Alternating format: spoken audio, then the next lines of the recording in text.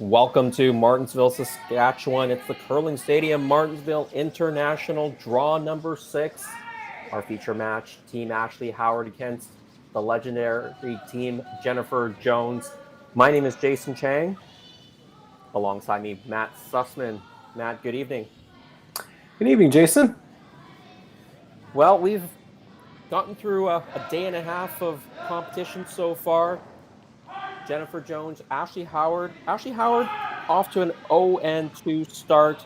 Team Jennifer Jones, they are 1-0, playing their second match of the tournament. 12 teams on the ladies' side. They play a 5-game round robin.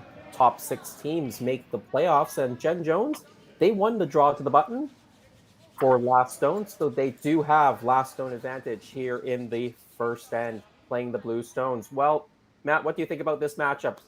Team Jones with Mackenzie Zacharias at third, and that's really great junior Canadian and World Championship team from 2020 against Team Ashley Howard. Of course, lots of pedigree in that Howard name as well. Yeah, a lot of familiar names, and I think a couple teams that I think a lot of people are very interested in seeing how they do, especially with Jennifer Jones, um, you know, going into sort of a new phase of her career, taking on a young team, just seeing how that dynamic works. I think we're all very interested in how they will compete, tonight as well as the rest of the season. Well, certainly that Jennifer Jones team that went to the last Olympics in Beijing, not the finish they wanted, but certainly a second Olympic experience for Jen Jones, Caitlin Laws, and the rest of that team. Of course, a new quadrennial, lots of teams changing it up. And of course, this was one of the big ones, right, with Jennifer Jones, now the elder statesman of curling in Canada, a legend of the game, taking on a young team and grooming them maybe for the next quadrennial. Yeah, absolutely. It's funny. In we just watched if you were watching the tennis, Serena Williams just played her last match, um, just right when this game started, and you think about the greatest of all time and people with long careers with lots of success late into their careers. You see a lot of parallels there, I think, between Jennifer Jones and Serena Williams, and it doesn't matter how it doesn't seem to matter that all the rumors of retiring, they don't go away and they keep making shots, and it's really, really inspiring to see someone just continue to play well. Absolutely. I wasn't watching the Serena Williams match on the air, but I was following the score line. It went to a third set.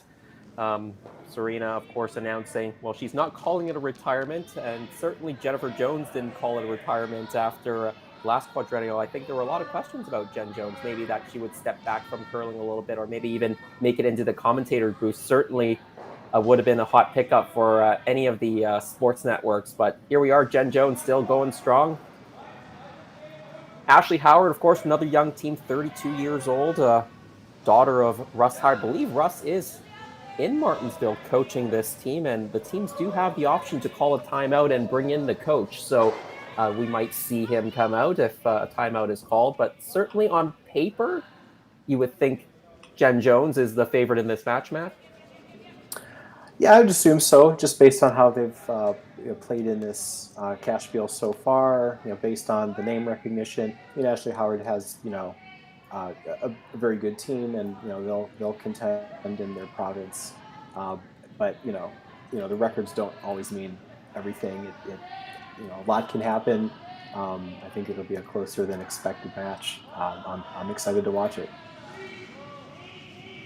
Well, let's set things up a little bit here.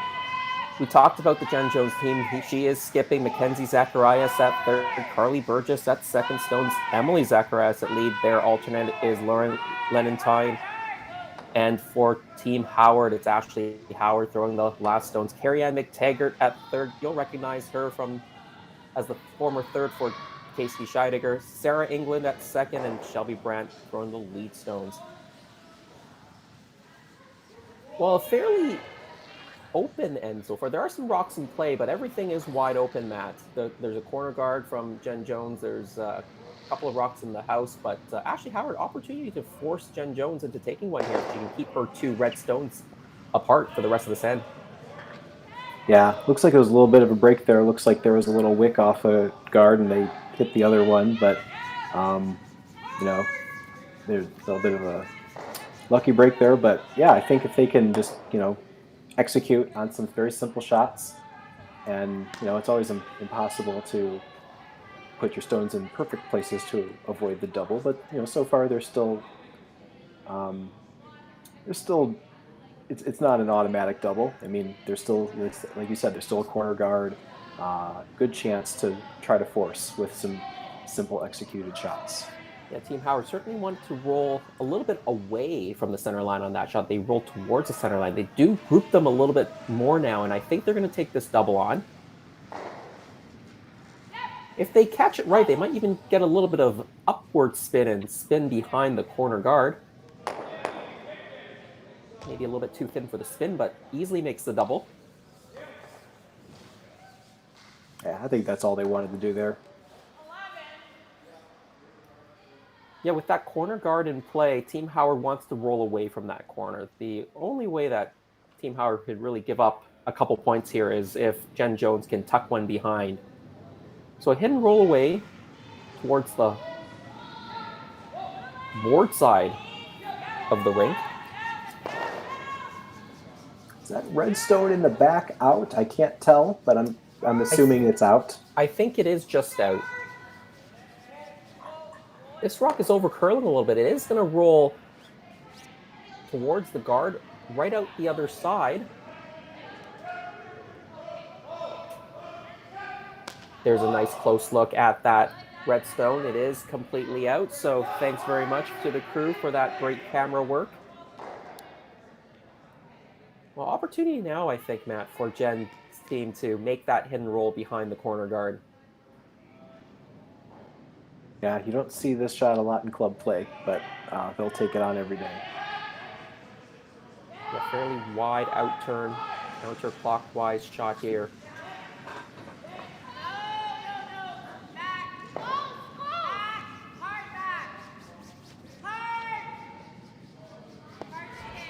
You can see Zacharias sweeping on the outside, trying to make it curl in. The rock was thrown a little wide. It rolls out. Now what do you do? If you want to try to force Jen Jones, you're going to go around the corner. If you're content to just blank this end out, you could peel the corner, but since it's an odd end, Matt, I suspect Howard will try to force. They want to force Jen Jones to one point in those odd ends and have hammers in the evens. Yeah, I think first, obviously you want hammer in the evens, but given it's the first end, you still want to, get a chance to make a shot, put some pressure on in the first end. Don't make anything too easy for Jen Jones. I mean, she's going to make her shots anyways. Try to make them as hard as possible. Yeah, and playing the draw, it's also nice for the skipper to get a chance to make a low-pressure draw as well. Give themselves another feel of the ice as it changes through practice and into the first end. Typically, the ice will continue to speed up through practice as they work down the pebble and into the first and second ends. So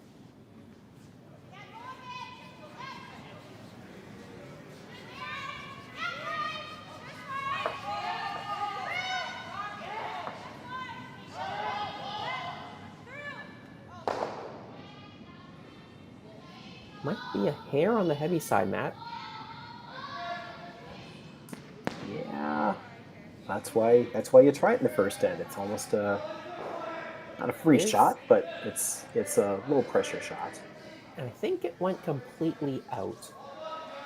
If it had hung on, you might have seen Jones play a hit.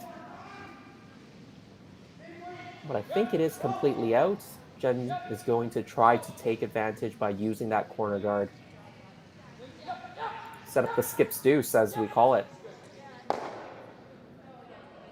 Yeah, right out of nowhere.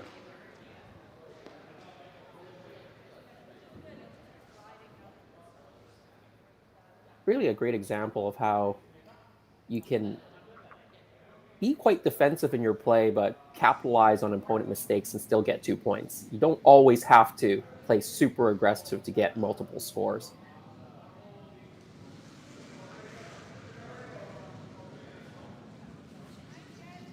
Jennifer Jones, her first in the first end.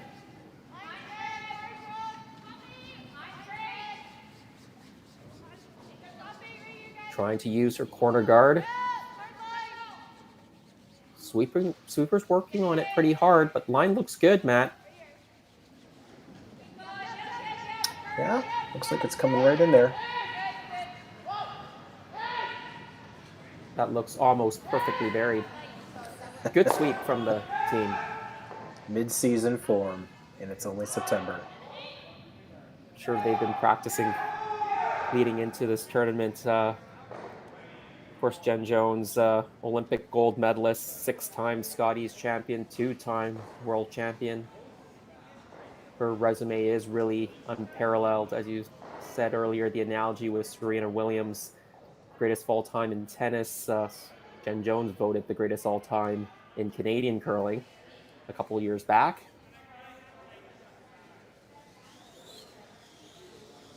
Yeah, it's just one of those shots you just never get tired of watching, I think.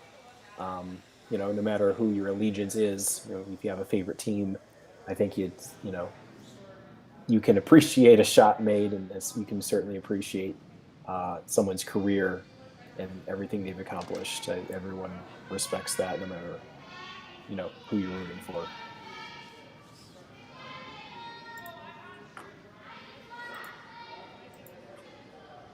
Where do you go here, Matt? Do you have to draw around Jen's stone and sit in the back of the 4, maybe back of the 8 foot, behind those 2 blue stones?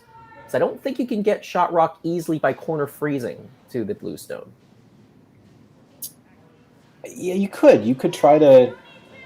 You could try to come around. There might even be a spot in, sort of like the back 4, back 8 area, biting a piece of the 8 foot. There is some space there. You can just get any coverage. We know the ice does curl at least 4 feet, depending on the team and players. You might get 5, even 5.5 if you've got a little bit less rotation. Wasn't sure if they were trying the corner freeze or not, but it chips off the blue stone. It is shot stone, but it is wide open. Opportunity for Team Jones to capitalize with an opening too. Yeah, just got fooled on the line there, really. Yeah, given the weight, I think they were trying to go around. Sit in the back of the rings, catch a piece of the 8.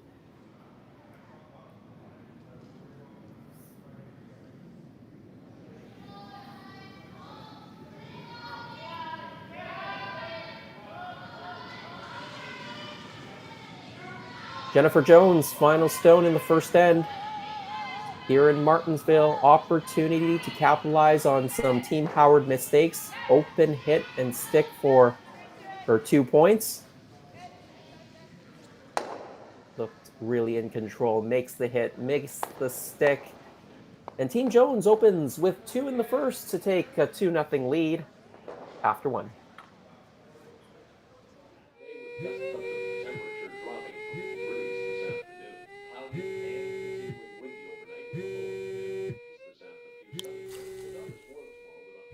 For victims of domestic abuse, fleeing may mean leaving everything behind. There is hope. SaskTel provides brand new cell phones so that starting over is possible. Learn more at sasktel.com/fresh start.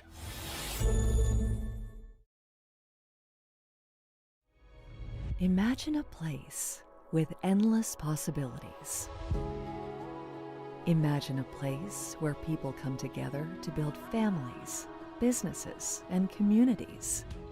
Imagine a place where small-town values and progressive qualities are in perfect harmony. Imagine a place rich with so much vitality.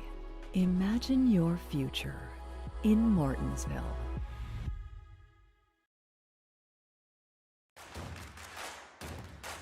Imagine being able to stream every curling game from every sheet from any event, be it your Wednesday league game, bonspiel, or corporate event.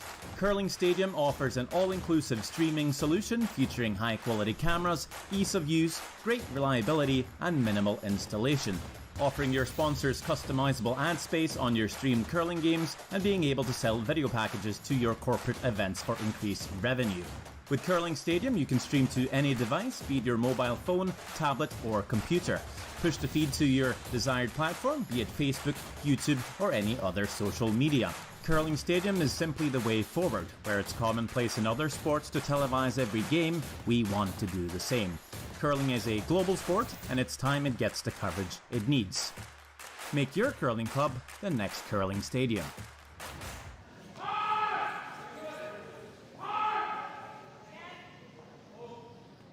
Well, Team Jennifer Jones opened with 2 in the first end. Team Ashley Howard now with last stone advantage in the second. If you're just joining us, my name is Jason Chang. Matt Sussman with me will bring you the action from the ice to your device. And Jen Jones, they go into the rings. And they're exchanging hits right now. We do have 3 other games being played. There's a men's event. There's a women's event as well. Team Mike McEwen, the new look Team Mike McEwen, playing against the Japanese team, skipped by Riku Yanagisawa. Steve Laycock playing against Kyler Kleibrink. And Team Unji Kim from Korea against Brett Barber. We'll keep you up to date on those scores, but if you want to follow those streams as well, you can put them up on all your devices, have multiple screens. Just go to curlingzone.com, click the YouTube link, or search for Curling Zone right on YouTube. If you're joining us on CBC Gem, thanks for watching and tuning in as well. A fairly open end here in the second for Team Howard, but now they're going to put up the guard. With the 5 rock free guard zone, the Hammer team does have 2 chances to put up a free guard in the free guard zone. I call it the delayed guard, so not a bad tactic to use, especially if your opponent puts a good one into the top 4 area on their first. You can definitely hit that and then put up the guard. Yeah, it's a lot better situation now that there's a counter in the 8-foot versus the 4. It gives them a much better chance to get out of trouble if they need it. Yeah, it's certainly a more safe way to put up the guard. Now this one's slipping just a little deep, but it does hang on in the free guard zone, so Jen's going to put up a center guard.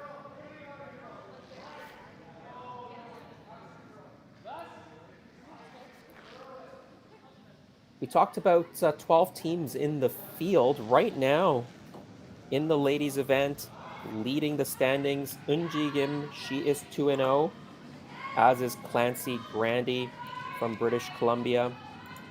A few teams at 1-1, including Chelsea Carey, the team from Korea, Sun Yong Ha,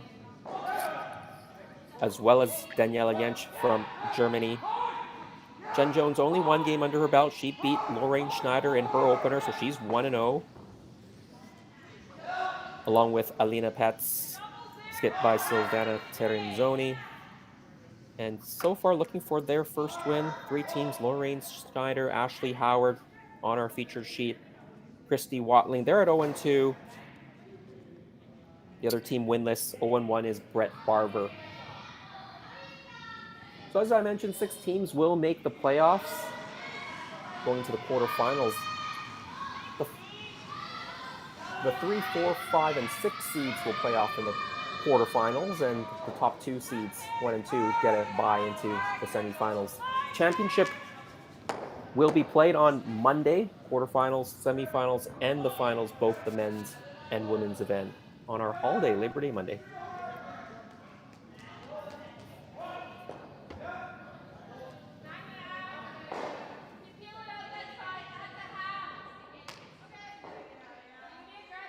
Well, Matt, Jen's got 1 rock in the rings. The only thing that concerns her now is that corner guard that Team Howard has. Opportunity to maybe hit and roll this shooter into the rings to sit 2. Yeah, that's kind of a pretty good chance here to try to force. Even if it's a blank, I don't think that would hurt their feelings too much. But yeah, getting 2 in would certainly change the dynamic of this end. And ooh, that changes it as well. Yeah, misses everything. Opportunity now for Team Howard to go around their own corner guard.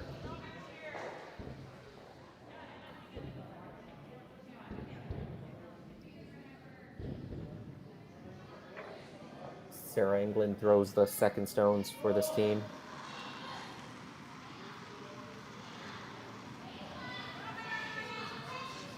She's the Curl Sask Marketing and Events Coordinator, a 3-time Saskatchewan Junior Champion.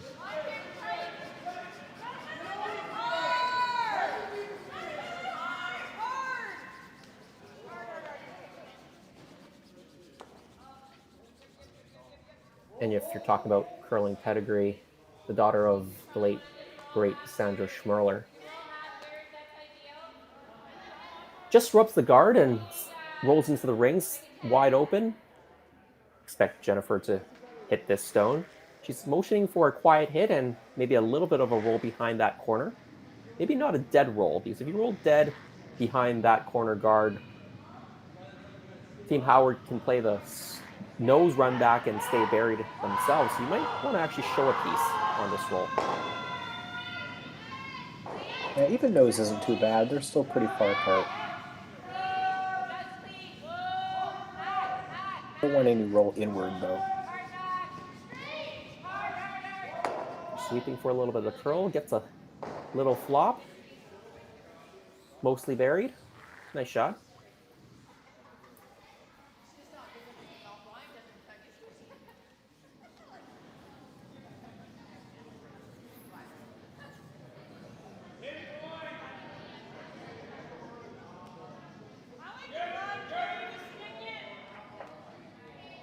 I expected Team Howard looking at this run back.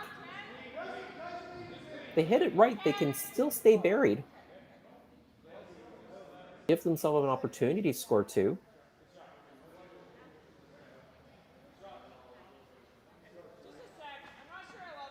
Yeah, it's still early in the end. It's probably the shot you do at this point.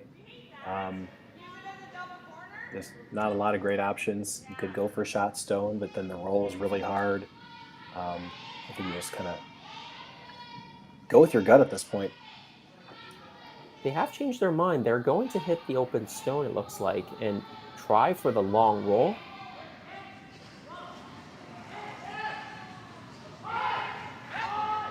Well, given that the 4-foot's open, I suppose they can try to be aggressive and go for, yeah, like I say, go for that roll. Harder shot to make the roll perfect. The run back's definitely easier, but if you actually made the roll, then your shooter would be behind 2 rocks. If you just made the run back in return for Jen Jones is also fairly short. It'll be the same distance. There's only about 2 to 3 feet of separation between those rocks. So I think that's why they ended up going for the harder shot, because the outcome could have been much better.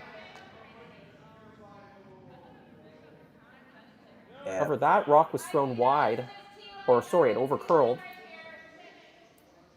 And it left it in a really bad spot.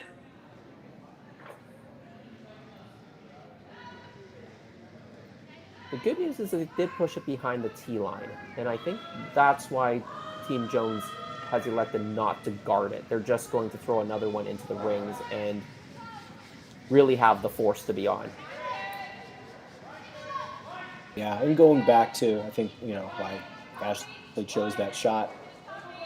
Everything is pretty wide open. Her chances of scoring are still relatively high. I think she just saw a chance to try to get that 2 back with one really good shot.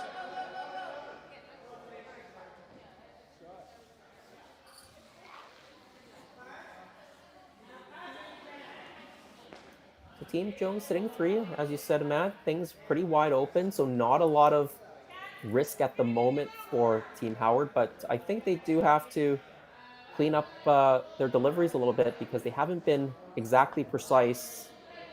Last shot over curled in the first end. We saw a hit chip off a guard. They got a little bit lucky and still made the hit on the other rock, but those are those little mistakes that will catch up with you against a team like Jen Jones. Right. And with it being, like I said, September of the first year of a quadrennial, there's a lot of time to work on those things, and that's sort of the intent of these competitions. And, they're not in too much trouble right now, but we'll see a hit made there. Yeah, for sure, early in the season, and one of the reasons why teams really like the format here is they're guaranteed 5 games, no matter their record. They get on the ice 5 times, and that's really important in a early season setting. I know a lot of teams do like triple knockouts. It's particularly later in the season. Every game matters in a triple knockout, but you only get 3 games guaranteed. Here you can step on the ice, work out those kinks, new lineups. Both these teams, of course, new lineups. So definitely try to take advantage of that. In the world rankings, Team Jones ranked number 10. Of course, these points are mostly based off of the points that these players carried in from the last season. Now they're going to start earning points for their performances starting this season and add to those points. Team Ashley Howard, number 32 in the world. Those rankings are important in terms of getting into some of the big tournaments such as the Slams. Those invitationals do work off of the world rankings. Yeah, I'm sure a lot of people put their teams together. That was some of the intent, is they wanted to, be in good standing and be in that tier, so to speak, that they're accustomed to. And and then it just comes down to actually playing the games. So we see a nice little hit there. Again, Team Howard's not in any trouble. It doesn't look good for them, but they're certainly scoring at least, and or at least likely to score, because they have that opportunity.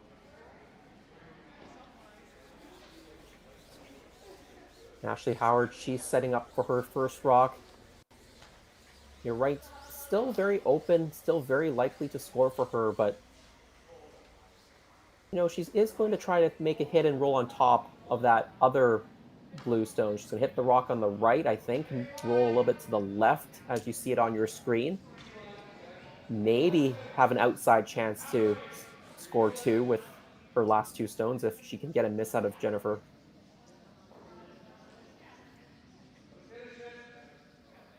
Yeah, that's the dream situation. I think, that getting the open hit and stick is probably priority 1.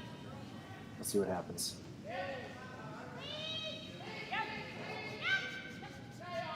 I think the call is for the roll in front of the other blue.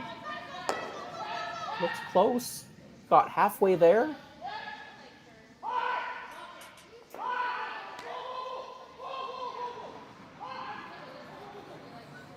Could have rolled all the way behind the corner as well, but they made the priority 1 shot, which is hitting and sticking. That forces Jennifer to play a hit. Jennifer's also going to try to make the situation as difficult for Team Howard on her last as well. She'll probably try to roll it a little bit to the left as well, in front of her other stone. Maybe force Ashley into a double. Yeah, she absolutely has a really good chance. If she can play a nice quiet hit, she has a chance to steal for out of nowhere. It's going to be a very difficult shot for Ashley to score if this is made perfectly.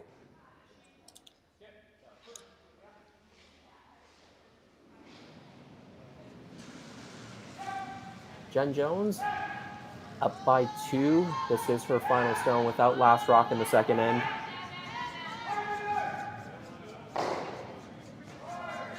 See the sweeper trying to help it over. No problem making contact, just hits it away. She was hoping to stick around to make it a little bit harder for Ashley, but she got the main job done, and she's definitely got the force. So Team Howard, she'll have to just settle in, make this hidden stick for 1, and try to move on to the next end. Still got to concentrate on these shots, Matt. They aren't too difficult, but you still have to focus, because if you roll out here, you are giving up the steal, so you don't want to go down 3-0 against Jen Jones. Yep, they're taking that turn too. Since I'm a left-hander, I never use in and out, but they are taking the clockwise turn to get there, which is what she threw on her first, so that seems what she's most comfortable with. It naturally looks like you might do the counterclockwise, but yeah, just focus, make your shot, take your 1 point. Final stone, Ashley Howard.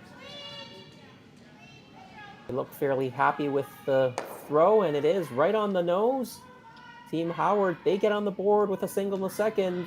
Team Jones leads it 2-1 after 2.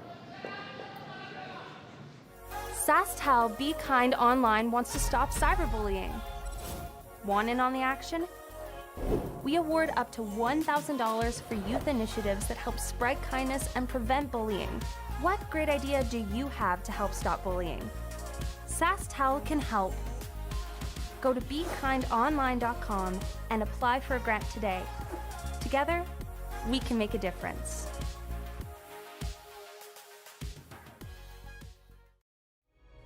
Imagine a place with endless possibilities.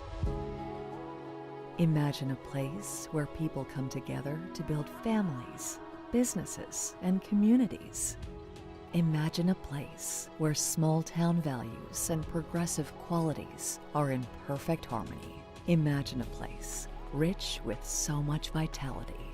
Imagine your future in Martensville.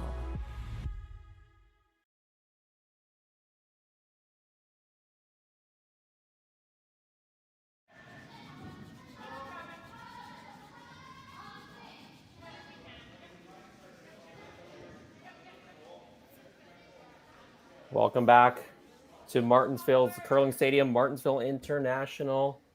Third end here, Team Jones playing against Team Howard.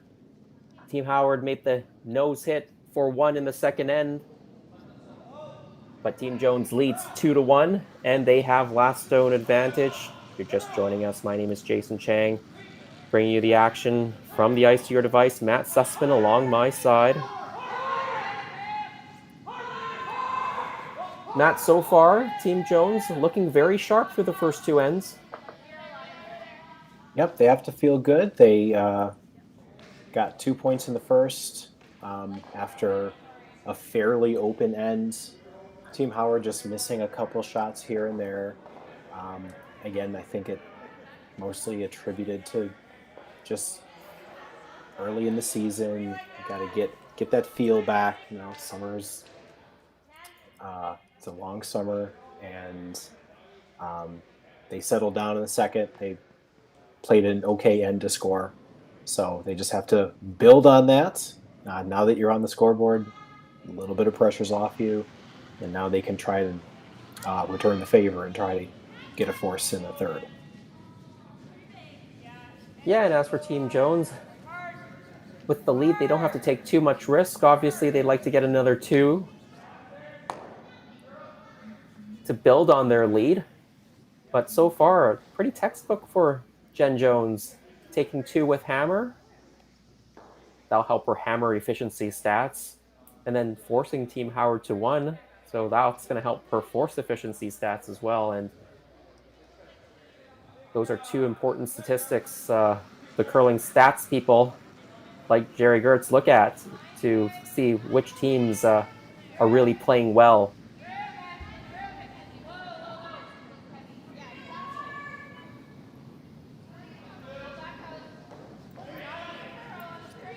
There's a center guard. That's the Team Howard guard. Team Jones trying to come around it, but this one was thrown, I think, a little bit on the wide side, never came back.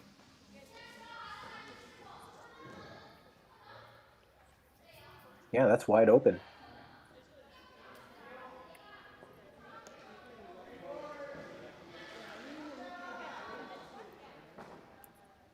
Behind the tee, so Ashley Howard searching for a bit of offense. They're just going to ignore that stone. The conservative play would be to hit it. But early in the end, being down by 1. They're going to take a little bit of risk here. Yeah, even though it's only the third end, you don't want the game to get away from you too badly. Still a long game, but yeah, you do want to find your opportunities here. So this is a pretty veteran call here.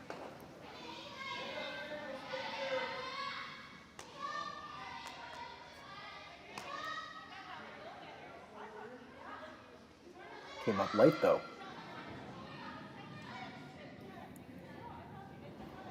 Yeah, it just bites the top 12.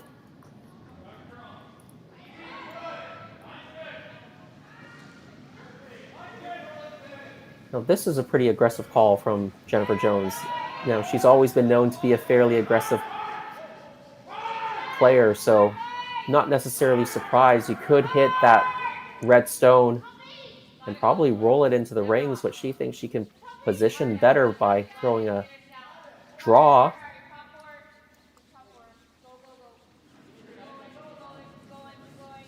Well, the Howard Stones up front aren't really in ideal positions. I mean, they're somewhat usable, but yeah, I love that call, and I love that shot made. Now that it's made, I really like that call.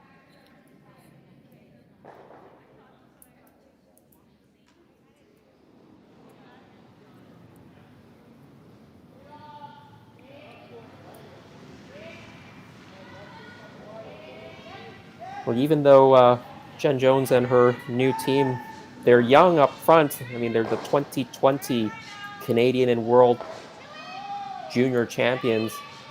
They do have a lot of experience in juniors, obviously playing in those national championships, playing at the World and winning gold. It's the same 4 players, the third, second lead, and alternate, that they played in for the last 3 or 4 seasons. And they do have 2 Scotties appearances as well in 2021 and 2022. Mackenzie Zacharias finishing at 3 and 5 in her first Scotties, her rookie Scotties with this team, and then 5 and 4 last year, finishing 7th. So certainly a team on the rise. And now augmenting that team with the strategist and the great shot maker in Jen Jones. Yeah, you gotta think about that. That's just gotta be such a transformative experience to play with the person that you grew up watching and possibly even, you know, built your game around, to get to a point to where, you know, she knows your name, let alone compete against and then become your teammate. That is quite the journey for them. I am really excited for them. That was a very exciting announcement for that team. And it is identified by their team logo, which incorporates the J for Jones and the Z for Zacharias. They really thought that through, and I'm really excited for them. Yeah, I noticed that about their logo as well. So whoever was doing their branding and marketing, great work from them. A little bit of a mistake there from Team Jones. They were trying to hit the red stone, but was a bit wide, clipped their own blue, and now not sure what happened with that one. It was not sure if it was just thrown very, very light, or did it grab something and ended up short, Matt? Yeah, I'm not sure. They chose to play this aggressively, and so that is what they are now in.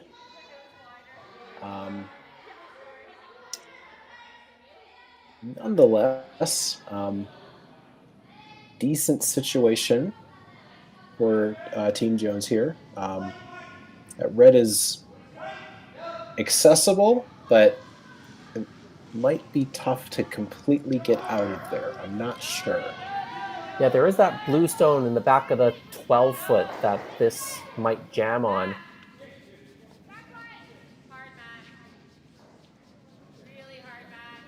I mean, it's also early in the season for us. We can't really see these angles very well either. Soft weight, carving the rock over, pushing the red stone back a little bit. The red stone actually may be shot stone right now in the back of the 4-foot. think it's almost fully in the 4. The blue stone is second shot, top of the 4, maybe half in the 4-foot. Yeah, I think that's certainly red's closer from here.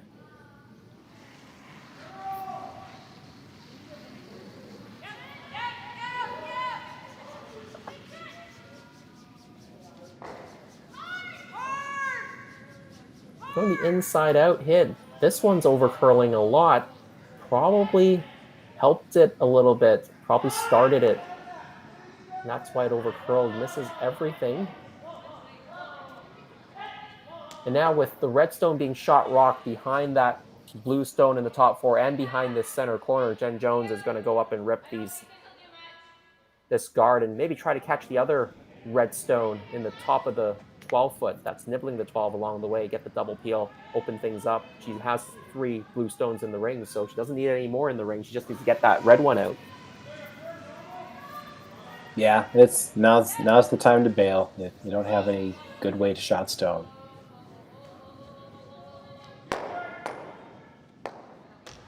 Makes contact with both of those, we'll call them guards. The reds all spill out. And she makes contact with their blue one as well in the house, so it leaves the red one very exposed now.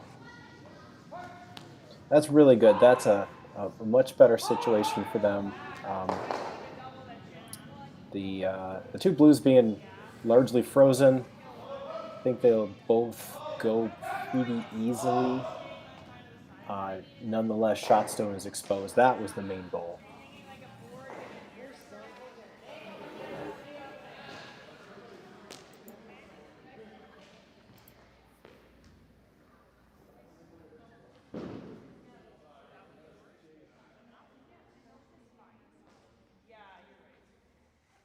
I think you have to make a play on those blue stones that you can see on the side. Maybe try to hit one of them out softly and maybe sit in front of the one that you're hitting. Hit the blue, make the back blue go away and sit in front.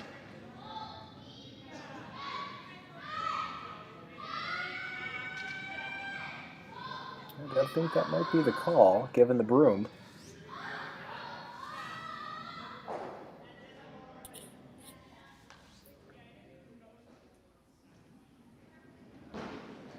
You could play the double, but then you're definitely probably losing the shooter, and then Jen Jones can hit and sit too. This late in the end, that could be the way Team Jones gets there too. So I think this is a good call to try to get the force.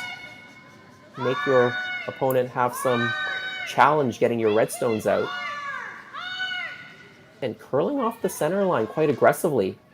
Not sure if they're just not putting the broom in the right spot or the players are just getting the rock started a little bit, helping that curl out.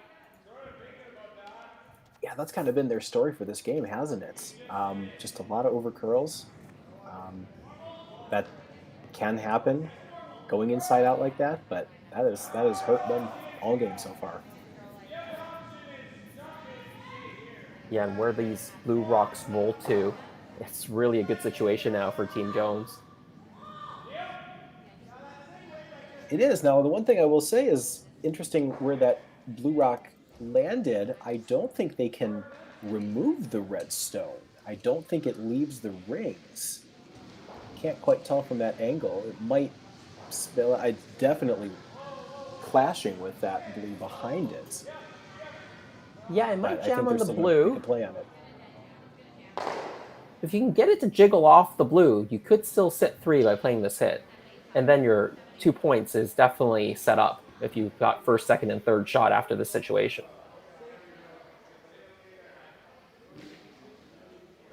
Just need to spill that spill that red out of the 8-foot, out of the white. If you can hold your shooter,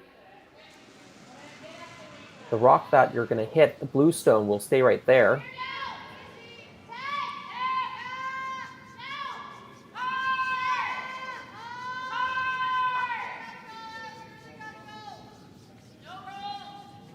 Well, let's see where that red one goes. Right into the back one. you called it, Matt, dead jam, but Team Jones does sit 2, and there's no easy double for Team Howard here. They've Yeah, I also think got to that- be a bit careful if they play the hit on the blue to not jam it onto their own red now. Yeah, that was exactly what she wanted to do. I think she knew that was happening. That was a shot to sit 2, and now the red is, it's not really much of a threat. It is preventing 3 from counting. Nonetheless, this is going to be a tough one here. I'm not, like you said, going at shot stone is extremely precarious. A bad shot like that, and you could be giving up 4.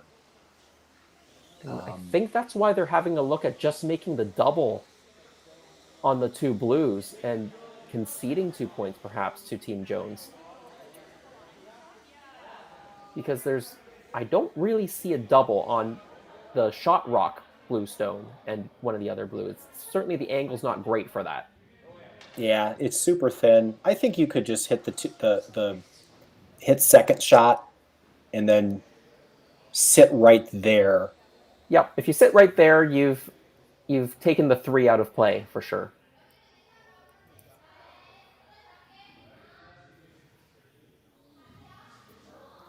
Yeah, it's not a shot you love to have to do, but at this point, that's what you have to do. Yeah, forced into this situation, you never like conceding 2 points, but you've got to deal with the hand that you're dealt once you get to your last stone. Ashley Howard removes the blue, sits right there. I think Team Jones will just either draw for their 2 or play a nose hit for their 2. Yep, her choice. But the Brewmore it could be either, actually. Yeah, It could be a soft weight hit, like This a is where you pack waiter, you or start a betting draw. money in the lounge on what it is. I think the fact that it's on the tee line is indicative of a draw. Typically, yes, I will agree with you. I've been wrong before, though. That's why I never take those bets, Matt. I always lose. Buying rounds for everyone. Final stone, Team Jones here in the third end, already up by 1. Opportunity for a free draw, we think, for 2 points. Sweepers pick up on it right away. This young team, really powerful sweeping.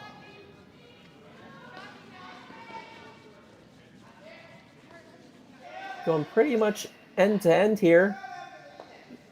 Right into the top of the button. Really nice draw, really good sweeping. It is 2 more for Team Jones, and they're up 4-1 after 3 ends of play. Saskatchewan, you know SaskTel because we're everywhere. Because being everywhere keeps us connected to you. You are what matters most. With SaskTel sponsorships, we get to be a part of your community. From the dance competitions, to the rodeos, to helping discover and embrace technology across the province. We're here with you, and we're here for you. It's easy to get started. All you need to do is apply. Every year, SaskTel contributes nearly $3 million to approximately 1,000 nonprofits, charities, associations, and events in more than 200 communities across Saskatchewan. So keep dancing, keep laughing, keep discovering, and we'll be there to help, to lend a hand, and join in the fun. SaskTel cares. Always has, always will, because we are dedicated to our home. To apply for sponsorship, visit sastel.com/sponsorships. Imagine a place with endless possibilities. Imagine a place where people come together to build families, businesses, and communities. Imagine a place where small-town values and progressive qualities are in perfect harmony. Imagine a place rich with so much vitality. Imagine your future in Martensville.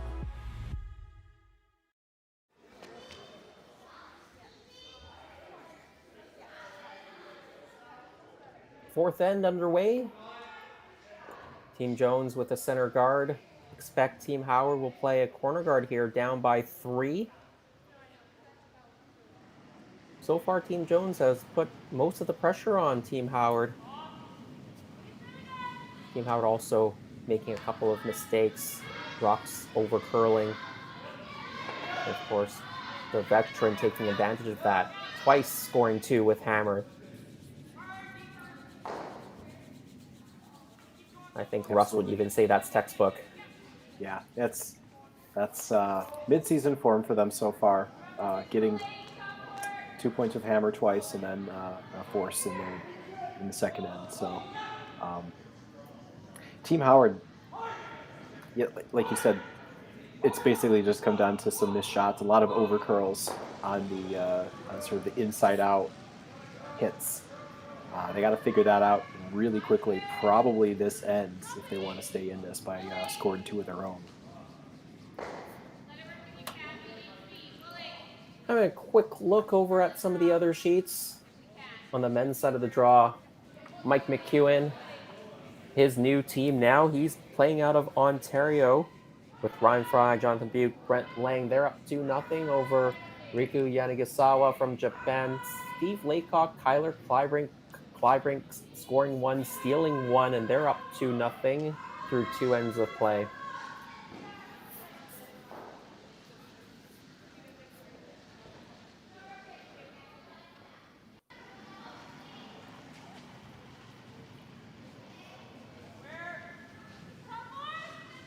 We talked about Jen Jones being one of the greatest of all time, if not the greatest of all time in Canadian curling.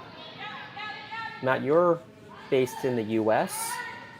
John Schuster, probably one of the greatest of all time from the U.S. Maybe some people thought he would retire, but it looks like he's continuing on as well for another chance at the Olympics. Yeah, absolutely. And it's been, if I recall, that's 5 straight Olympics with John Schuster as the team. 4 of them as the skip. So getting back for a 6th Olympics would be quite remarkable. They still have the team to do it. They've brought everybody back and added Colin Huffman as their 5th. So they're well equipped to do it. Couple other teams, up and coming young teams, namely Corey Dropkin's team. The Young Bucks is also the Young Bucks. Yeah, it's a great brand. They also tinkered with their lineup a little bit, so they're still young and they were 1 game away from the Olympics themselves. So the next 4 years, it's certainly going to be one of those 2 teams. So. I honestly couldn't tell you who it's going to be, but just like last time, it's going to be really fun to watch. Well, it is remarkable, John Schuster having played in so many Olympic Games, and certainly it wasn't easy getting there any of those times. There certainly there are a lot of good teams out in the U.S., but he seems to just peak at that right time, at the right part of the quadrennial, focusing, his training and his preparation, his team's training preparation for that moment, and obviously that culminated into a gold medal. Yeah, that's kind of his personality. Is just he will make the shots when he needs to. He's never, ran through the competition. He likes, I don't know if he likes it, but certainly his back gets up to the wall, and then his team goes on a roll, and it's always a delight to watch.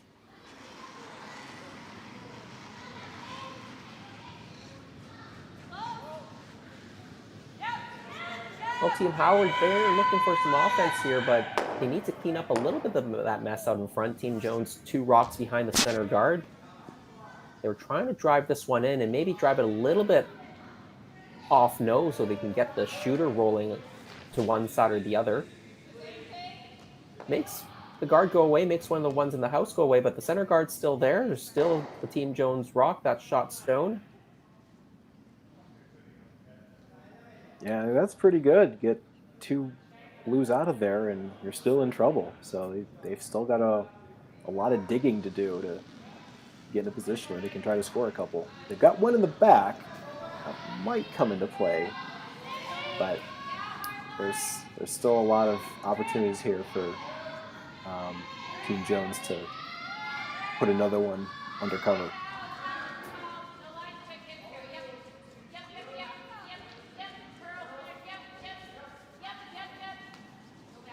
Nice thing for Team Howard right now is they do have a biter in the back of the 12, that red stone. So Team Jones does have to be a little bit cautious. If things don't look good with their rock placement, they might end up making a hit on that back stone to take a 2 out of play. Yeah, well, opportunity now, I think, to make the run back and stick it. Yeah, Ashley was looking at the way the Blues are lined. It might hit the biter in the back, but I think this is the call nonetheless.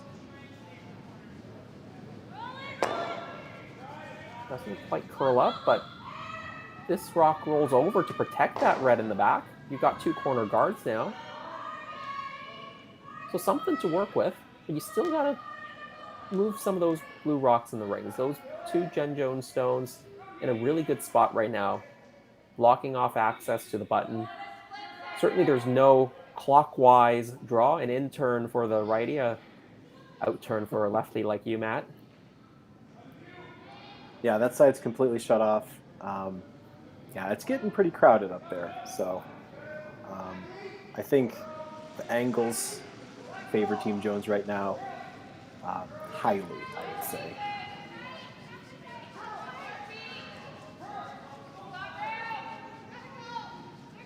You might have thought Team Jones could have played a little more defensively with a 3-point lead, but they still went up and put up the center guard on their first one and then went around it when Team Howard played the corner.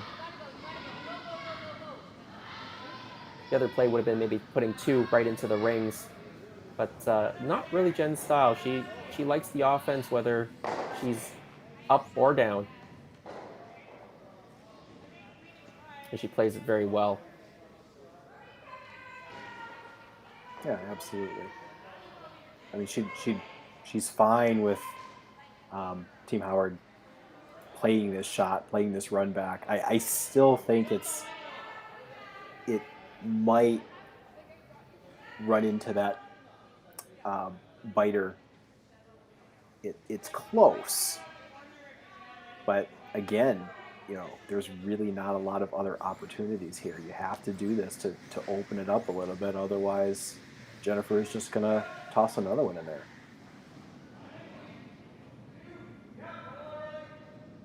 Yeah, you really want to move a couple stones here. Try to get your shooter out of the way as well. So you want to maybe hit it just off nose, a little off nose on the high side is probably better. High side being the side where her broom is, I think. Might be the better angle. Yeah, that might get a triple. Carrie-Ann McTaggart. First of the third stones for Team Howard. You get right on the nose. You called it. The red one does jam, or the red one does get taken out in the back as the blue one jams on it. 3 Jones stones now in the rings, but they're a little bit further away from the forefoot. But it is getting even more congested because the way they're spread out, the draw on the counterclockwise side, the out turn for the righty, is getting blocked off too. Yeah, I think it's a shot it was an extremely tempting shot, and I don't know if you don't throw that, I don't know what you throw. So, the fact that it was almost nosed, I think didn't help the fact that it's still very cluttered up there. But yeah, the pressure is completely off for Team Jones. They can make this shot as hard as they want for the other team.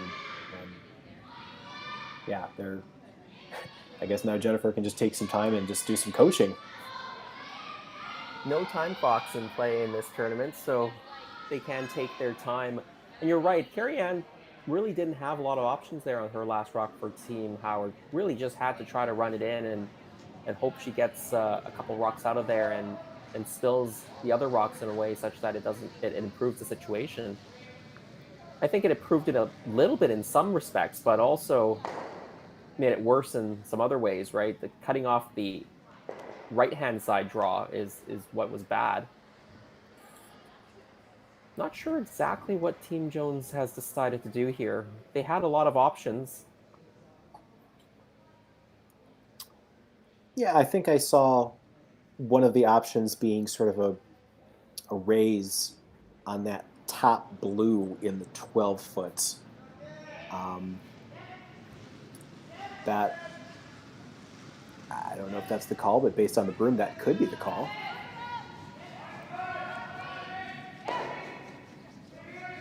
Yeah, we'll see very shortly.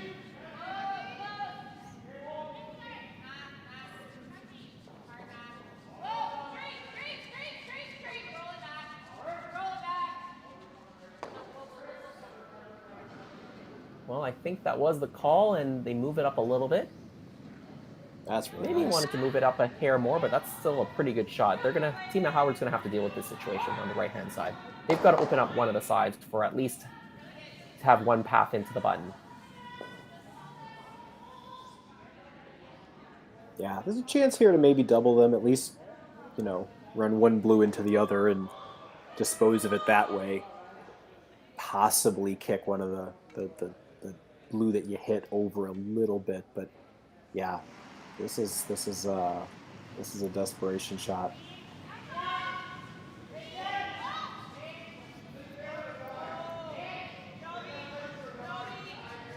This is hanging too.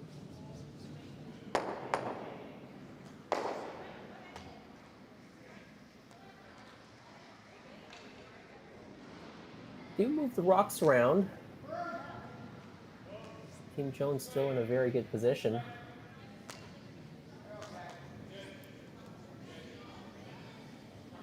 Yeah, very good position. They're sitting three. The good news for Team Howard, both of the first two blue stones are completely wide open. She can't guard both. So I think that is just going to force her to try to go behind that red center guard and maybe touch the 4-foot. Yeah, I think that's a good call. And you can end up a bit short as well. If you only end up in the top 12 or the top 8, you cut off the draw path for the other team as well. That same draw path. But you don't want to be as heavy here. You don't want to be behind the tee line. Then Team Howard's going to follow you in.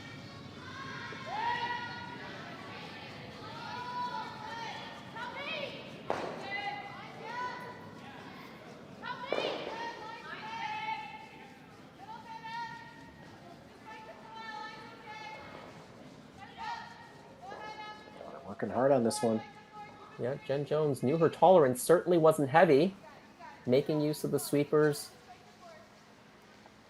All that off-ice training over the summer paying off. Really, physical fitness, a really big part of top curling teams now. And even though there is an off-season for many of these teams, especially in Canada,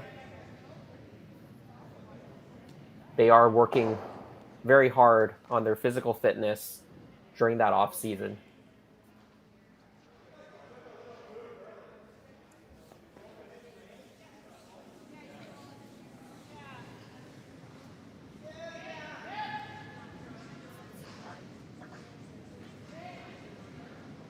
Matt, what's the call here? Do you play the run back on the red guard, or can you play the hidden roll off of the blue stone on the right-hand side?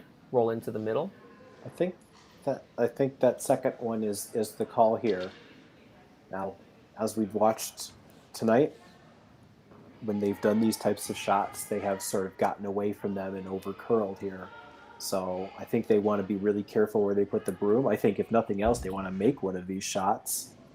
And I think, yeah, if you can get a roll, you can roll to a pretty large space.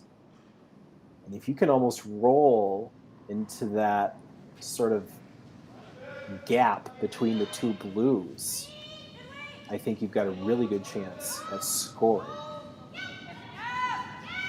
Yeah, you've mentioned played these inside-out hits a few times, and they've over-curled.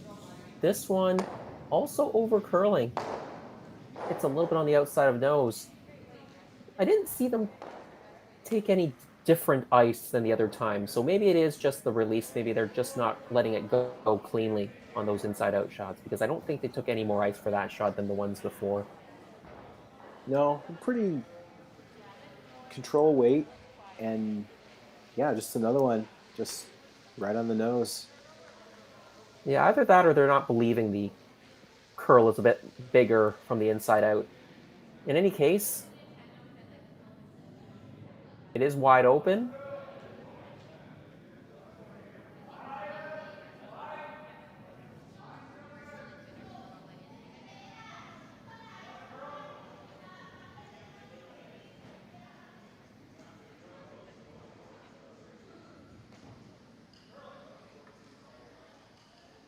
Jen Jones without last stone with her final stone of the fourth end.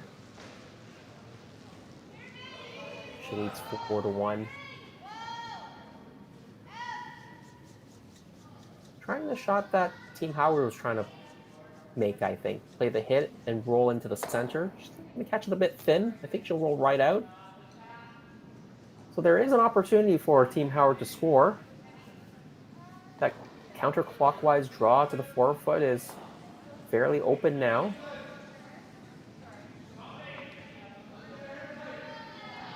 Yeah, that's really all they have. And again, you want to get your point. You want to stay in this game. You can certainly coming down from 2 is difficult, especially without Hammer. But you know, like I always say, at the halfway point, if they were able to score 2 more than you, you can score 2 more than them in the second half.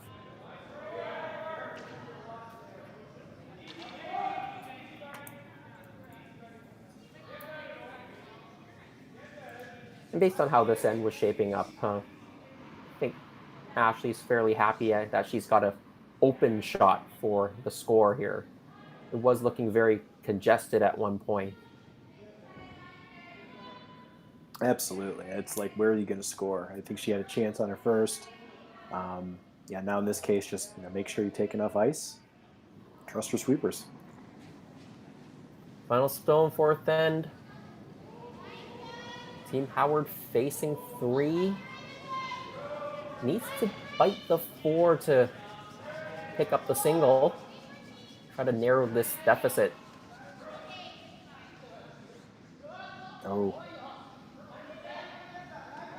Well, that was a big mistake. And it is a steal of 3 for Team Jones. And they're going to be up by a commanding 7-1 lead halfway through this match.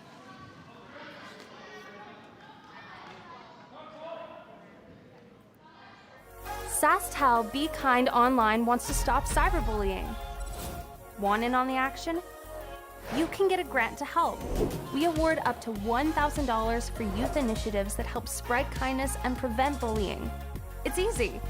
SaskTel has already given away tens of thousands of dollars. There have been lots of great ideas, including kids giving cookies to others, a group set up to welcome newcomers to their school, random acts of kindness, and so much more. The ideas and opportunities are endless. What great idea do you have to help stop bullying? SaskTel can help. Go to BeKindOnline.com and apply for a grant today. Together, we can make a difference.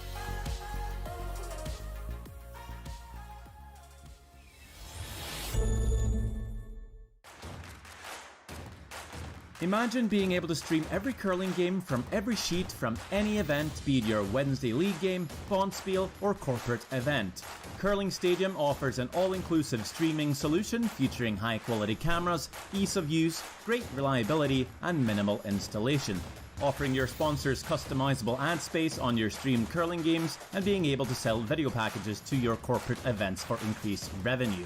With Curling Stadium, you can stream to any device, be it your mobile phone, tablet, or computer. Push the feed to your desired platform, be it Facebook, YouTube, or any other social media. Curling Stadium is simply the way forward. Where it's commonplace in other sports to televise every game, we want to do the same. Curling is a global sport, and it's time it gets the coverage it needs. Make your curling club the next curling stadium.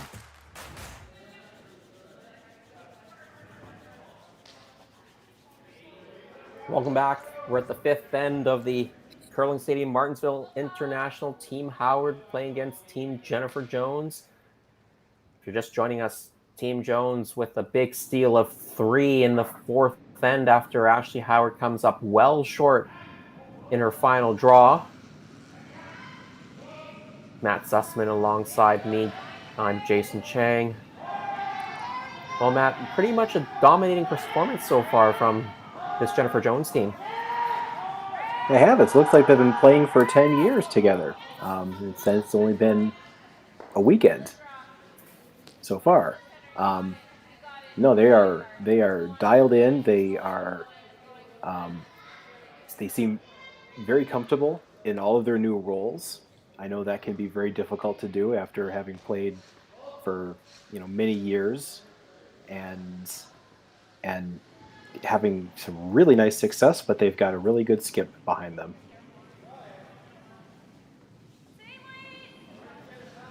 Yeah, when you got Jen Jones skipping you, she's won everything and been to every major competition, been to the Olympics, played in many finals at the Scotties, at the World Championships.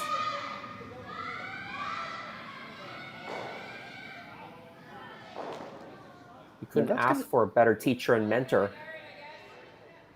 You can't, and I'm really interested to see how this team works with 5. And you've seen that Jennifer Jones had that when they brought in Lisa Weigel. They didn't call her the 5th. They basically had 2 leads, but really they had 5 players. And with 4 people on the ice, they want to make sure everybody gets out there and gets in games. I mean, that 5th is not just someone that's charting rocks. That is a person that can make the shots when called upon. And I think there's been a lot of talk about teams using that 5th to their maximal potential. And I think this is going to be a really good, interesting case study for how that can succeed. Yeah, and certainly it wasn't common to have a regular 5-person team a few years ago, but certainly in the last couple years, it's become more common. I think with the curling schedule being so busy, many of these teams are playing 8, 10, 12 tournaments leading into their provincial championships. Of course, trying to race to get points and get into the slams where some of the bigger money is, but also for that preparation. It's hard to have all 4 players available at every tournament, right? And if you can have 5 players, that can really help in terms of being able to enter all those tournaments, but also making sure that the players are not overworked and overtired week in and week out if they're playing every single game. Yeah, absolutely. If not just for the number of weekends, the number of games, and the number of rocks, because that will wear on you once the championship season comes around. You do want to stay a little bit fresh getting to that point.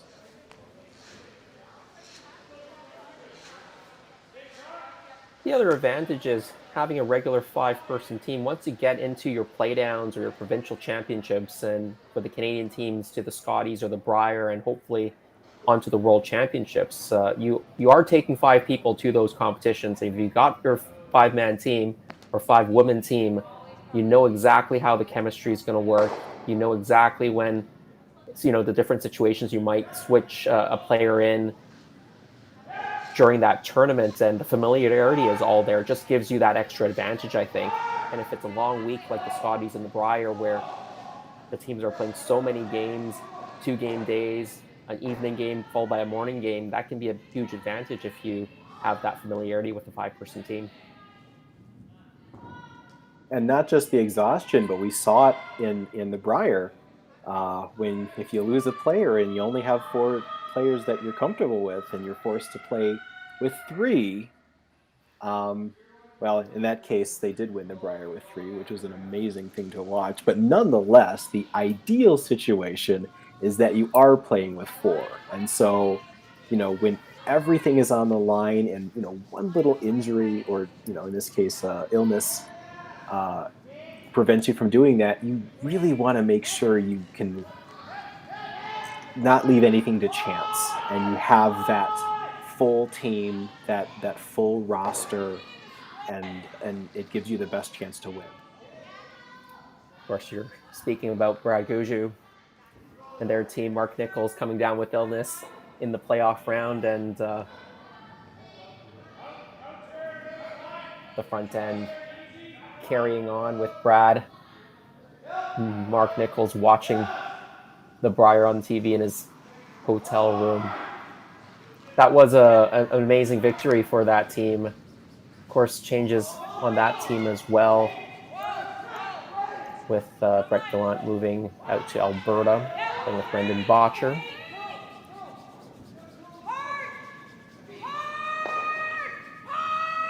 Yeah, I'm wondering for these cash. Sorry, I was just wondering, with all these cash deals, all these new teams, and I'm not sure if everybody remembers who's on what team.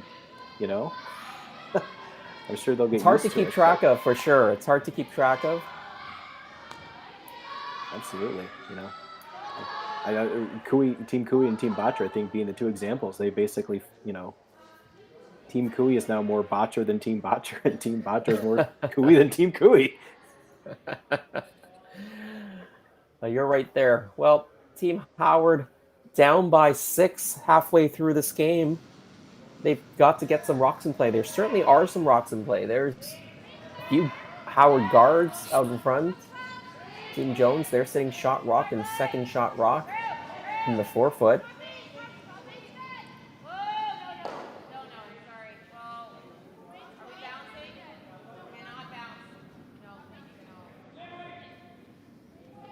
Looks like they're trying to freeze onto the top red stone. Yeah, I'm not sure what that what the intended call was. Probably just sort of junk it up some more, get the angles in their favor, but nonetheless, they're still sitting 2, which are completely buried, completely inaccessible. So they're going to have to run in some reds.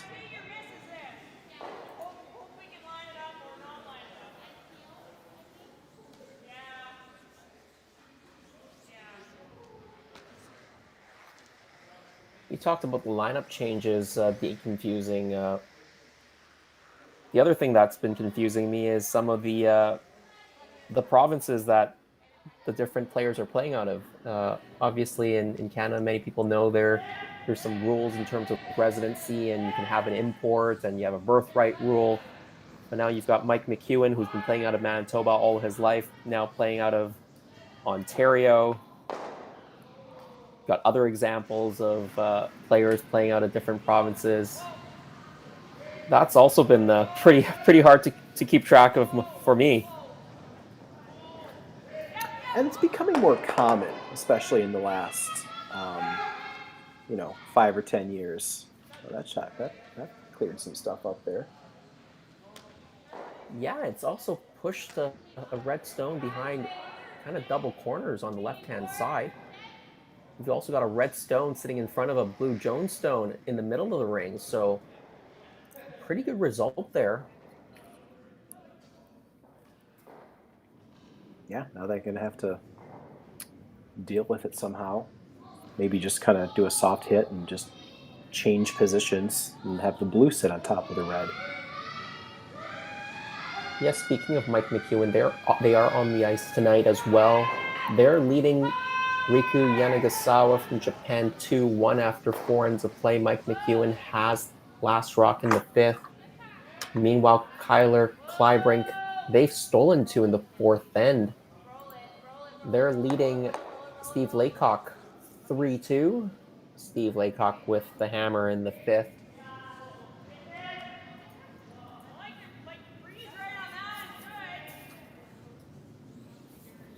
Yeah, for anyone who is accustomed to watching a lot of team sports, in the last really 25, 30 years, seeing players change teams and thus change jerseys is pretty commonplace. It's very unlikely to see a professional athlete stick with one team their entire career. If it is, it's pretty special. And I guess we're just going to start seeing that too at the Scotties and the Brier. They are going to switch up colors and represent different provinces. And the allegiances may change, and thus you may have your allegiances change for a specific province. So if you're a Mike McEwen fan and you live in Manitoba, you might have to root for him. It's entirely up to you. It's a free country. Yeah, it will be strange to see Mike McEwen in something other than that yellow color with the bison at the Brier if he makes it there this year with his new team.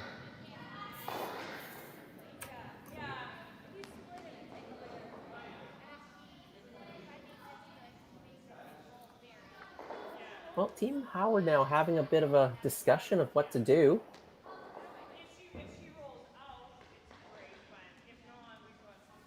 They've got a couple of stones positioned quite nicely in the rings, one behind the double corners. That one's probably never disappearing, so the question is, how do you maximize the potential out of this situation? We talked about with hammer, you want to get 2 with hammer, but given the score line, I think they really want to try to get 3 out of this situation. Yeah, that's really their end game here is a crooked number, so they say, something more than 1, and it's looking pretty nice. They've got the shot stone, they've got some stuff on the sides, and they have a good chance here. They just got to be very careful here, very precise with these shots.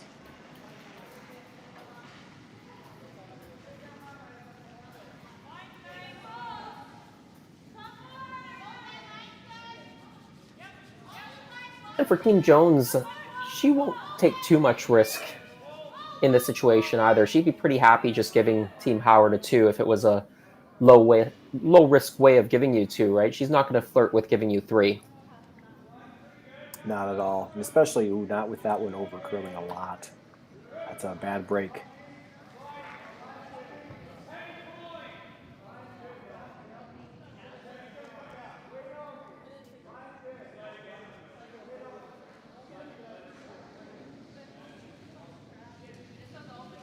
Well, Jen Jones setting up for her first stone.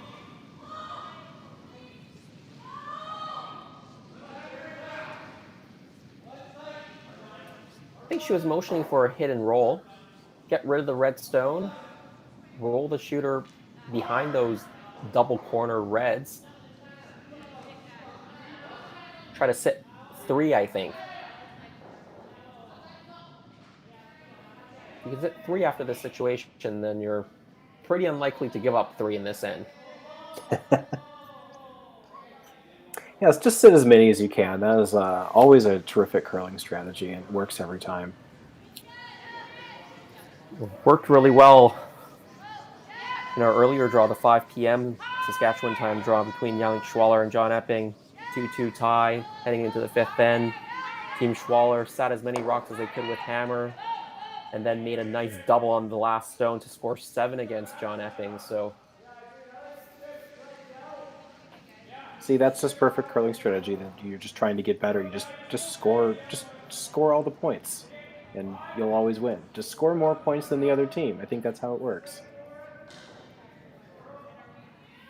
I was on Twitter today, and I did see an 8-ender being advertised, maybe in a rec league somewhere in the U.S. I think it was an arena club, I believe. Maybe the wine country. Yeah. I wasn't sure where it was. I just popped up in between these 2 broadcasts on my Twitter feed. I saw that as well. I believe that's a Bonspiel and at an arena club. And yeah, congratulations to them. That's a very rare thing to see. 8-enders are obviously the product of one team making all their shots and the other team missing all their shots. But nonetheless, that is sort of the golden achievements in a curling career is if you can get them all in there and have them all score. Have you ever had one, Matt? I haven't. Our club had one this past year. That was the third one that our club has had in its 54-year history. So that just sort of tells you how rare those things get. But I've never had an 8. Team Howard looking for the hit here. Try to roll behind their corner. Nicely done. Now, I'm not sure their shot stone, though. May have rolled a little bit too far. That blue stone that Jen's looking at right there may still be shot rock, and that one is pretty well protected, too. So,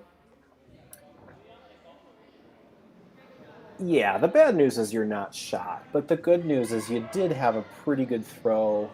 And, you know, with Ashley struggling in this game and the weekend not over, you kind of want to end this game with some decent execution. So while it's not shot, it could potentially come into play. So, you know, but that's just sort of indicative of they've just been sort of on that wrong side of the inch and haven't been as crisp as the other team.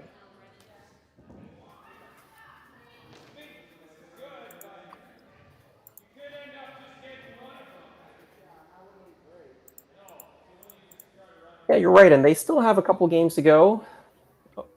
Looks like their Team Howard's on their way to a defeat here and dropping to 0-3, and that would put them out of playoff contention, but certainly want to end this game off with some made shots, at least build towards the next 2 games. And it is early in the season, as you mentioned, so all of these games you are really building up towards a provincial championships to try to make it to the Scotties. That's what, you know, Canadian teams are striving towards every single year, is to peak at that time. Really nice corner phrase from Jennifer Jones. I think that has snuffed out any chance for a 2 here. Yeah, and you gotta, just like I said before, the first shot, you had a good shot there. Now make another good one, and you know, even getting to the 4-foot's still a little difficult, but I think there is a path there, and you could chip off that blue and roll in.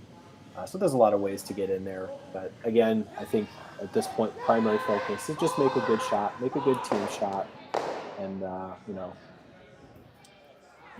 take that positivity and just move forward with it.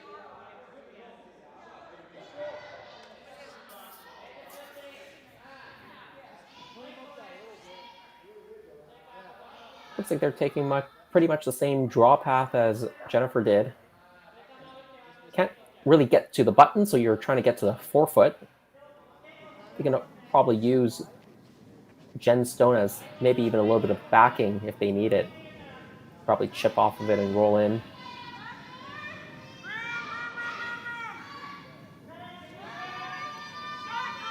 Oh, final stone for Ashley Howard. Needs to curl. Yeah, they think they're going to clip that guard. It might have actually been a little bit too strong, and that's why it hung out there. And it's a steal of 2 more, we believe. After 5, it's 9-1, Team Jones leading Team Howard.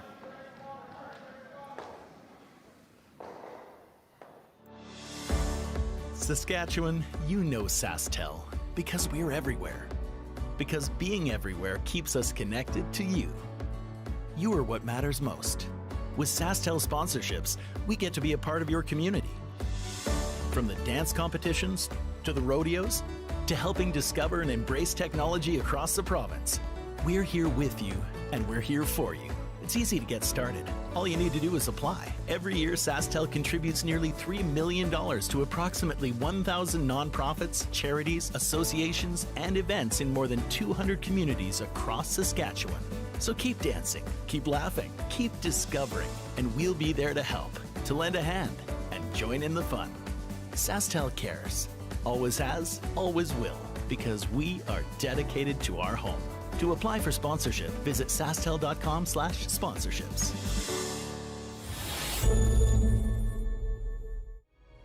Imagine a place with endless possibilities. Imagine a place where people come together to build families, businesses, and communities. Imagine a place where small-town values and progressive qualities are in perfect harmony. Imagine a place rich with so much vitality. Imagine your future in Martensville.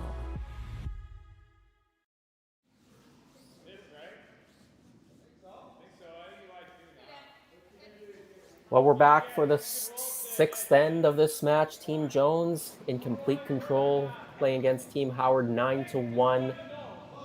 Back-to-back steals of 3 and then 2 more. Team Howard carrying on here, maybe thinking they'll get a little bit more practice in, throw those rocks back towards the glass end. Of course, they are the local team here as well, or one of the local teams from Regina, so certainly they've probably got some fans up in the stands as well who'd like to see them keep playing one more end. Just quick update.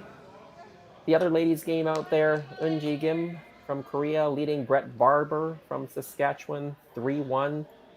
They're in the 5th end. Eunji Kim at the top of the standings right now, 2-0. Looks like they could be on their way to 3-0. Meanwhile, Jen Jones, she's only had one match so far, win over Lorraine Schneider. This is her 2nd game. Looks like she's going to be still undefeated after today and sit at 2-0. If you're just joining us, my name is Jason Chang, Matt Sussman with me on the call. Matt, a very impressive performance, as we've been talking about throughout this game for Team Jones. Yeah, we shouldn't be surprised either.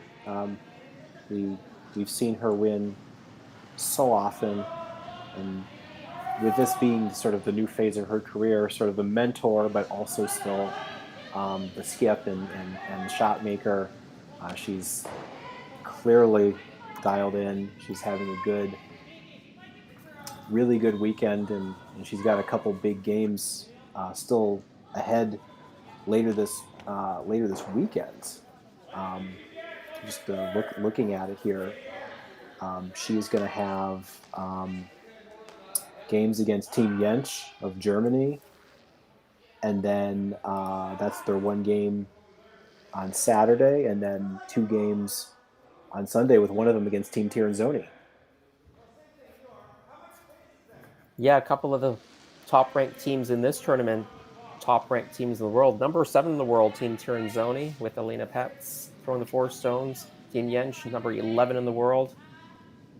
They've been on the rise, this German team, over the last few seasons. A threat every time they're out on the ice now. You talked about the schedule going forward.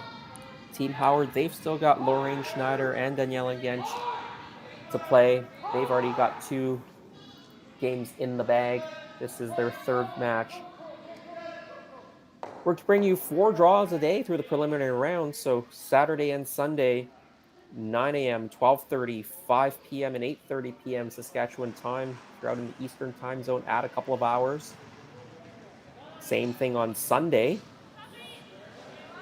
And then Championship Monday, we've got quarterfinals at 9 a.m., semifinals 12:30, and the Championship finals at 4. Find all the schedules, scores, and statistics on curlingzone.com, and of course, all the links to the YouTube feeds. If you're joining us on CBC, thanks very much for tuning in as well.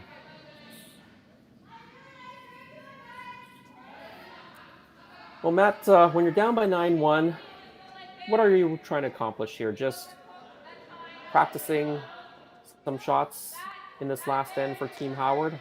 Obviously, for Team Jones, it's still important to keep your focus, right? I think these are moments where it's a good training and practice ground in terms of how to stay focused during a game, because it's easy to lose interest when you're up by 8 points. Really is for both teams, honestly. Just when the outcome is almost decided, it you can lose focus. You can start thinking about the next game, as we've already did. Um, but yeah, there are still shots to be had, and you want to make them, as they just did right there. Um, yeah, Team Howard, you've they've played better over the game. It doesn't look like it, but that last shot has been missed. So I feel like they've gotten better every end, and they just want to see some results. They would like to probably see another point or two, shake hands, go in, get some good rest, come back out tomorrow strong.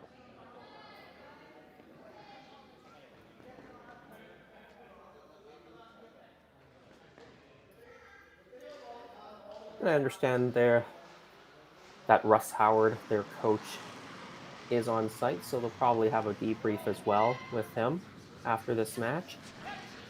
Talk about what went wrong and what adjustments they need to make. Certainly one thing we've picked up on is the few inside-out shots that overcurled. There are at least 3 shots that were played inside out, clockwise rotation that overcurled on that team.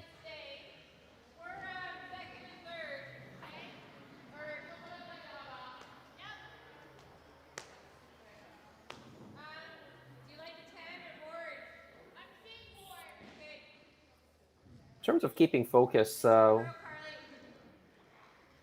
you mentioned it's tough. One of the things I learned from a golf coach was if you're a recreational golfer and you want to get better at putting, really focus on those short 2, 3, 4 footers, the ones that you normally take a gimme on. Actually putt those in, because if you can make those, your putting will get much better for the longer putts too, because those short ones are the ones that actually are greater pressure. You think you're going to make them, but if you don't and take a gimme, you're never getting any better. Same type of situation here. You want to make your hits, still throw them clean.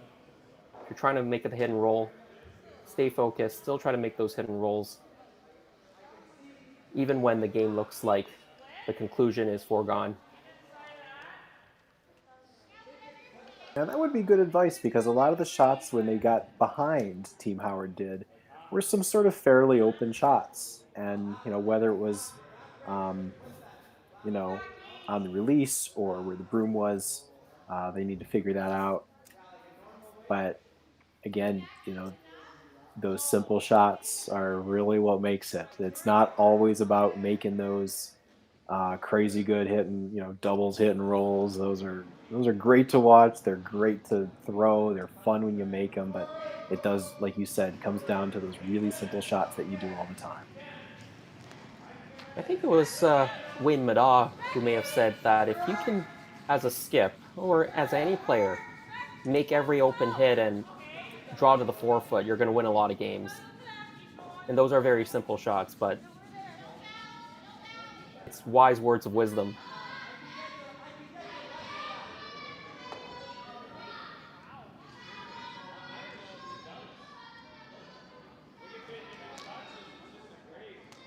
A number of rocks in play, a couple of corner guards, blue rocks hanging around the edge of the 8-foot. Actually a pretty nice setup for Team Howard to score multiples here. Obviously, they wish they had scored a few more points early in this game to make this a little bit more relevant, but I'm sure they'd like to put a couple more points on the board. Finish off strong here tonight. And as you said, get some rest and regroup for tomorrow.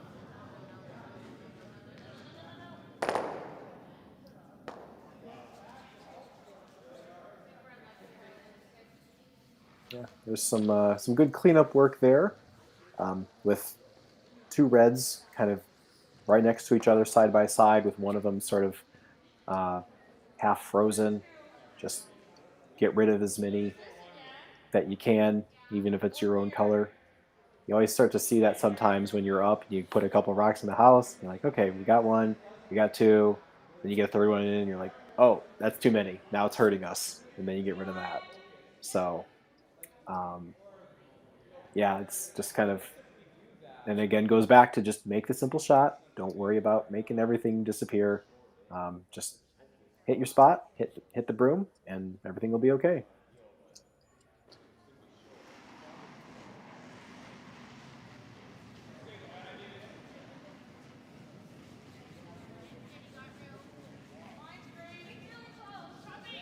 Third stone thrower, Carrie-Ann McTaggart for Team Howard.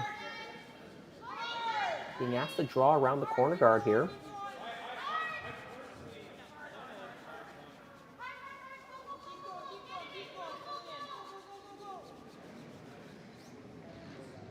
Sweeper's working hard, but they don't quite get it into the rings.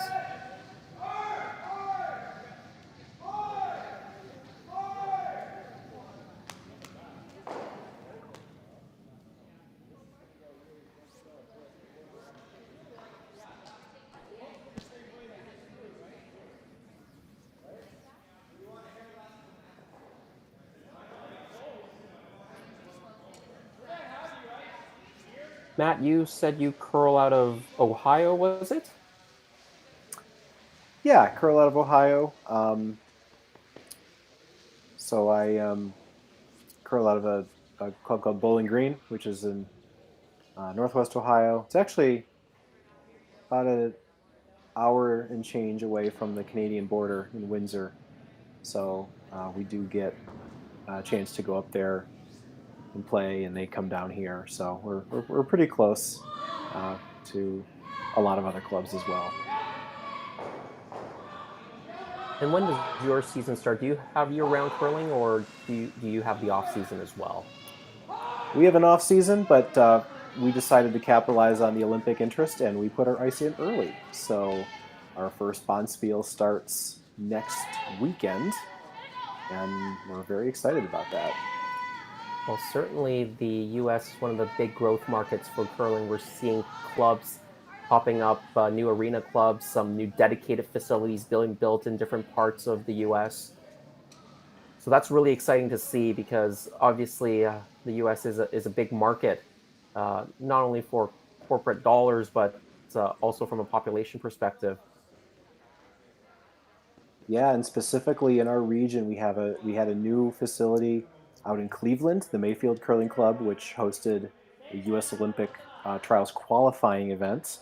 Last year opened, and then we're getting a new facility in Indianapolis. The Circle City Curling Club is working on renovating their space for their own place. They're moving out of their arena club, and also a club in Traverse City, Michigan, is they just broke ground on that as well. So we're gonna have two new fun places to throw stones in sort of the Great Lakes region of the U.S. And there's new ones out in California, new ones in all sorts of places where you don't normally have traditional curling culture. So it's a whole lot more places to go.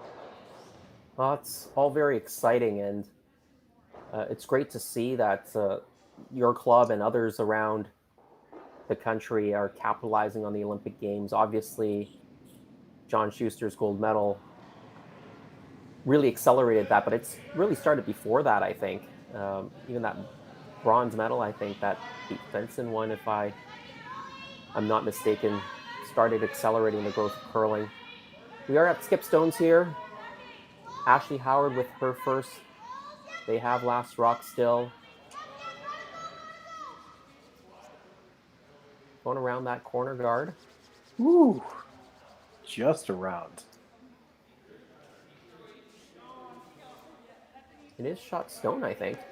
It's not that even in the 8 foot, I think, but it is shot stone. The other rocks are all just hanging around the 12 foot. Maybe that blue rock is shot stone in the back of the 8. Might be nibbling more of the 8 foot. Yeah, I think that's shot stone. I think that's just a little bit too heavy, but they had to go to get it by. Again, just those little differences, and that's That's been the story here. As lopsided as it is, it's not. It's just those little differences.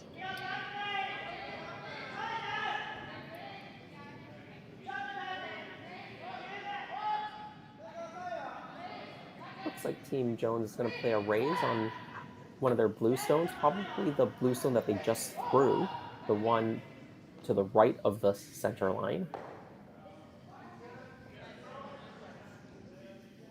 From Jen Jones's angle, from the thrower's angle, the one to the right of the center line.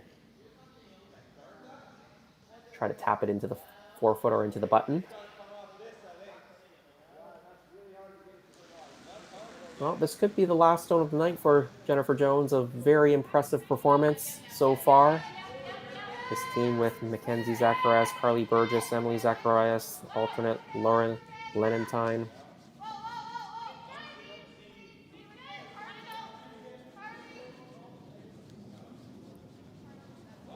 Trying to sweep it for some curl. They do raise it on a bit of an angle. Wow. It is shot stone. Wow. You're talking about just not losing focus. My goodness. She made that shot like she had to make it. Yeah, and you see where the shooter wound up. There is no draw on that counterclockwise side either. There is a very small port. I'm not sure how to be taking that on. There's really no easy draw on the clockwise side either because of that corner guard it's in the way. Have to get pretty close to that corner guard and it might overcurl and crash on the blue stone that is in the top 12.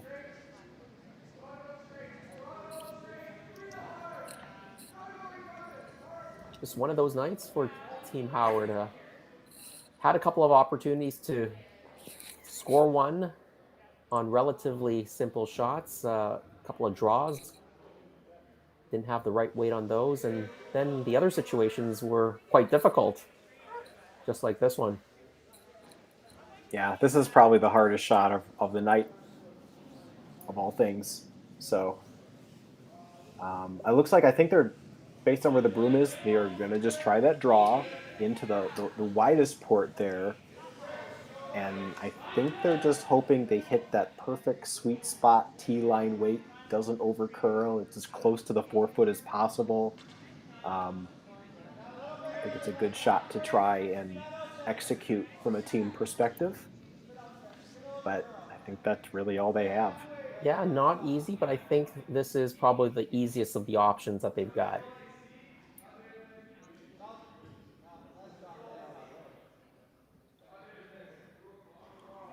Sixth end, final stone for Ashley Howard. It's been a struggle for this team, but trying to end off on a high note.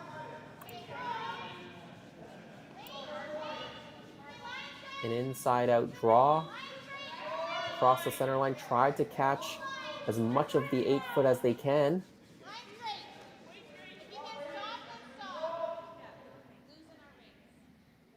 It's a really good effort. Yeah, weight was pretty good, but it was just running out of real estate as you moved away from the center. I'm going to imagine handshakes are coming up. Yep, they are. It is one more for Team Jones. A big win. A dominant performance, Matt. Jen Jones with the Mackenzie Zacharias team. Yeah, that was a clinic for sure, and they made their shots. That's an example of one team struggling just a little bit, and one team that's just dialed in and looking like a really strong team winning if they make the playoffs. Well, Team Jones goes to 2-0. Ashley Howard drops to 0-3. We do have 3 other matches on the ice. Team McEwen against Team Yanagasawa. Team Laycock playing against Team Clyburn. Team Yim against Team Barber. Find those feeds on the Curling Zone YouTube channel. And remember, we're back tomorrow morning, Saturday, 9 a.m. Saskatchewan time, 11 Eastern, for draw number 7. On behalf of Matt Sussman and the entire Curling Stadium crew, thanks for joining us. My name is Jason Cheng. See you again tomorrow as we continue our coverage here in Martensville.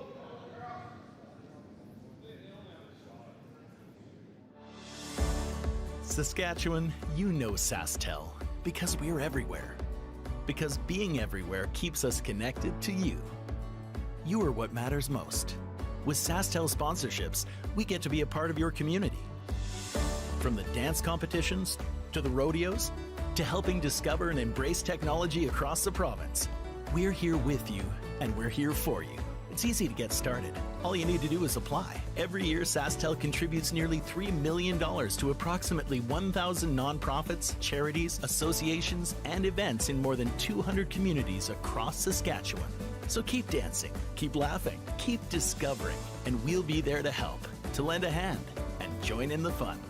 SaskTel cares. Always has, always will, because we are dedicated to our home. To apply for sponsorship, visit sastel.com/sponsorships.